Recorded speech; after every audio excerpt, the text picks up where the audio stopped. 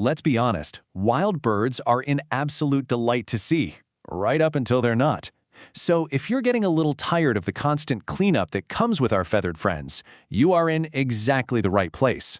We're going to cover some real, practical solutions to this, well, messy problem. It's such a frustrating cycle, isn't it? You spend time cleaning your balcony, your patio, your car, and boom, within a day, it's covered all over again. But you know what? It really doesn't have to be this way. Let's break down exactly how you can reclaim your space for good. So first things first, why is this happening to you? I promise, it's not just random bad luck. Birds are actually choosing these spots for very specific reasons. And once you understand those reasons, you're halfway to solving the problem. See, to a bird, your balcony railing isn't just a railing. It's prime real estate. They see it as a perfect, safe spot to just hang out, especially if it's high up or near a potential food source. And here's the kicker. They are creatures of habit.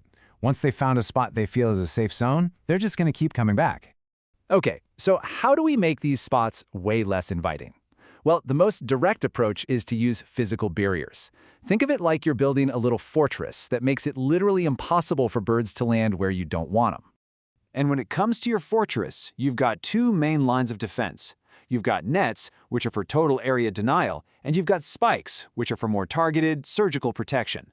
Choosing the right one really just depends on where your specific problem area is. Netting is pretty much the ultimate solution for completely closing off a space like a balcony. And it works on everything, from the tiniest sparrows to those really persistent pigeons. But, and this is so important, the installation is absolutely critical. If you leave even a small gap, I promise you they will find it. You've got to make sure every single edge is secured tightly so it's not flapping around in the wind.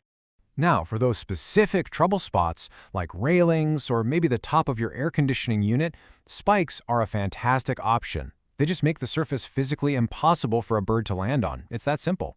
And don't worry about them looking terrible. They come in all sorts of materials, even clear plastic, so you can definitely find something that doesn't ruin your view. If you're looking for something a bit more subtle, you could try stretching a thin, taut wire or even just some fishing line across a railing. It's almost invisible to us, but for a bird, it makes it incredibly difficult to get a stable footing. The secret sauce here, though, is keeping that line super tight. If it starts to sag, it's just not going to work. Okay, so what if you can't physically block them? Well, then you can make the environment so annoying that they just decide to leave on their own. This is where we get into a little bit of psychological warfare with the birds. You know, birds are pretty easily startled by sudden flashes of light and weird noises. Hanging up old CDs, some strips of foil, or even that holographic scare tape can be surprisingly effective. Same goes for sound devices. But here's the catch, and it's a big one. Birds are smart. They can get used to this stuff, so you have to move them around or switch up your tactics every so often to keep them on their toes. Another route you can take is using repellents. Basically, these are gels or sprays that create a smell or a taste that birds absolutely cannot stand. Now, it's totally harmless to them, but it makes the area very, very unappealing.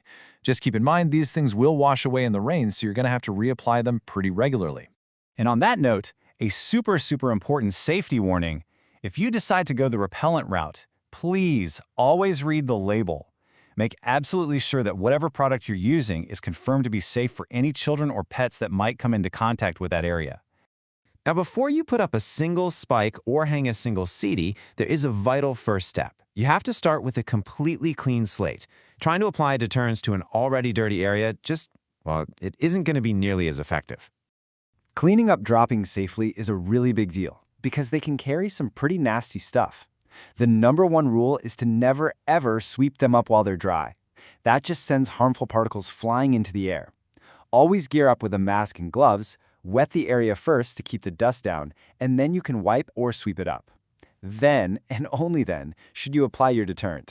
This all brings us to a really fundamental question. Why are the birds even there in the first place? A lot of the time, we're unintentionally rolling out the welcome mat for them. Make sure there's no food left out, keep your garbage bags totally sealed, and be mindful of any open water sources. Seriously, if you remove their reason for visiting, you'll often remove the problem itself. Look, the truth is there's no single magic bullet for this. The most successful approach is almost always going to be a combination of different tactics. The goal is to create this multi-layered defense system that's tailored to your specific situation and, importantly, the type of bird you're dealing with. So take pigeons, for example. These guys are stubborn.